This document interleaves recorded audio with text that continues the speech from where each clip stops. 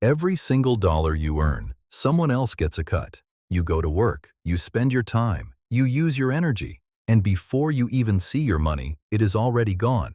10%, 20%, sometimes 40%. Most people accept this. They never question it. They think, this is just how things work. But here is the real question nobody asks. Why do governments actually have the right to take your money? Where did that right come from? And here is the part that will surprise you. Has it always existed? The answer is no, it has not. Tax, as we know it today, is a relatively modern invention. And the story of how it became normal is one of the most fascinating stories in human history. Let's go back. A long way back. Around 3,000 years before the birth of Christ, in ancient Egypt, the pharaoh needed to build things. He needed temples, he needed armies, he needed grain stored for bad years, but he had no salary, he had no bank account. So what did he do? He took a portion of everything his people produced, grain from the farmers, cloth from the weavers, fish from the fishermen. This was the first tax. Not money, not a form you fill in every April, just things, real, physical things, taken directly.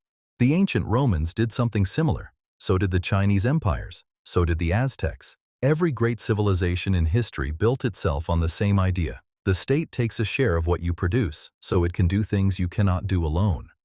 Economists and historians call this system taxation, the organized collection of resources from a population by those in power. For thousands of years, it looked nothing like what we know today. There was no tax office, no official form, no calculation. You paid in wheat, you paid in labor. Sometimes you paid in blood, meaning military service. The idea was simple. You live inside this kingdom. You benefit from its protection. You contribute. But here is where it gets interesting. These early taxes were not always fair, and the people who collected them were not always honest. Imagine you are a farmer in medieval France. The year is 1300. You grow wheat. You raise animals. You work from sunrise to sunset. Then one day, a man on a horse arrives at your farm. He is the local lord's tax collector, and he wants 30% of everything you have grown. You have no choice. You pay. But the next month, another man arrives. This time, he works for the church. He wants 10%, his own separate cut. And then, the king's man comes. He wants money for a war in a country you have never heard of. By the end of the year, you have given away more than half of what you produced. You and your family survive on what is left. This was not unusual.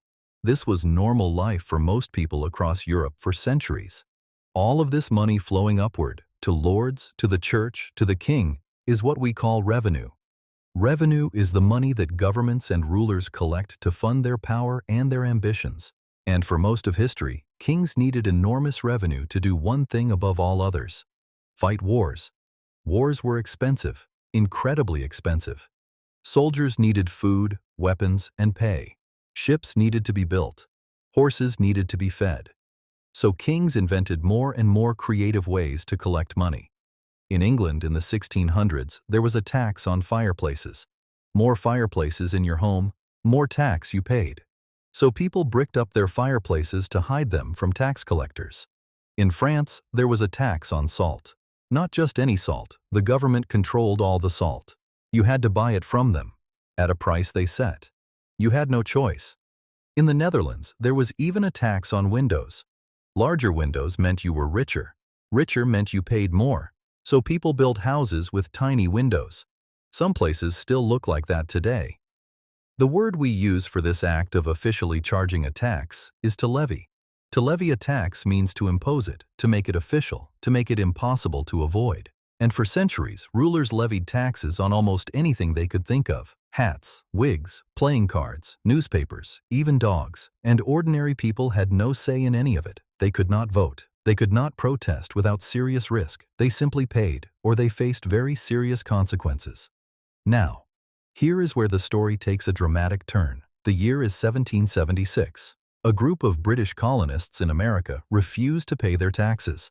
Not because they are poor, not because the tax is too high, but because of one very specific reason. They had no say in how the tax was decided. No taxation without representation.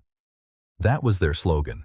It means, you cannot make us pay for a government that does not listen to us. Representation, having elected people who speak and vote on your behalf, was the thing they were willing to fight for. And fight they did. This was revolutionary. Literally, it led to the American Revolution, and it changed everything. Suddenly, the question was not just, how much do we pay? The question became, who decides? This idea spread fast. First to France, where the Revolution of 1789 changed Europe forever. Then to South America. Then across the world. And slowly, over the next 100 years, a new idea became dominant. Tax is not something a king takes from you. Tax is something citizens agree to pay, together, for the common good. That shift, from forced payment to collective agreement, is one of the most important ideas in modern democracy. But here is the part that most people never hear about.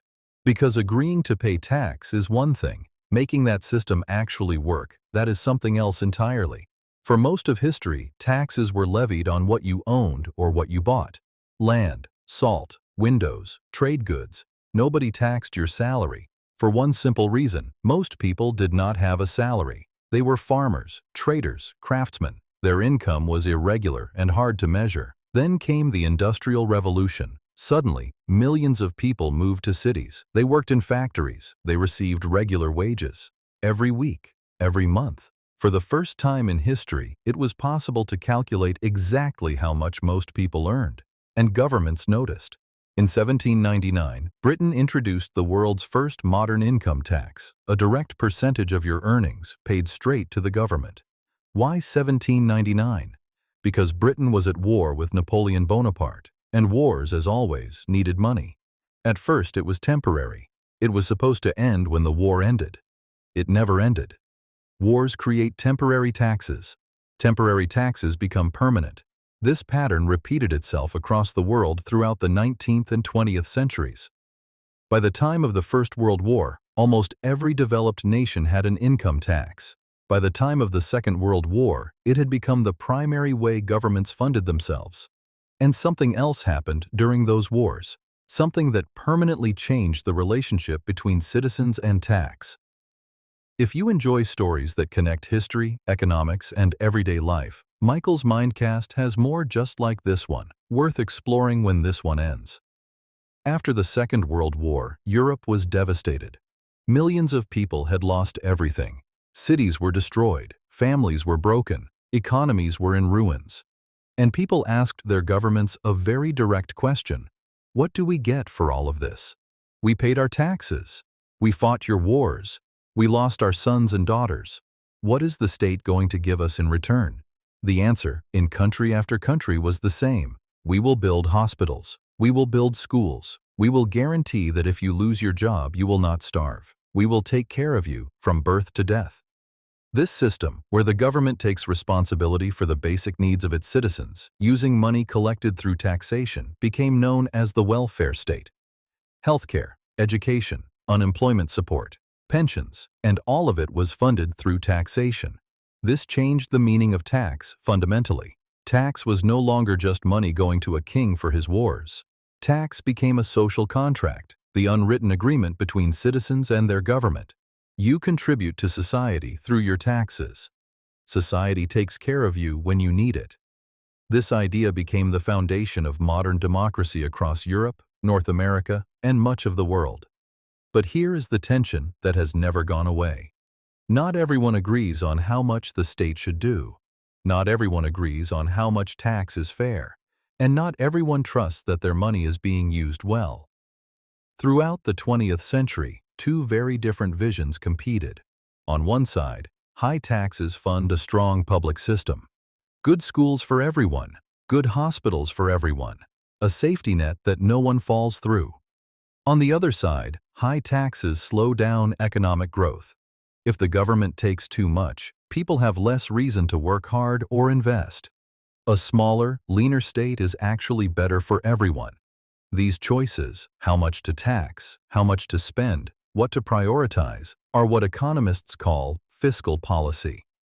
It is the set of decisions a government makes about public money. And throughout the second half of the 20th century, different countries made very different choices.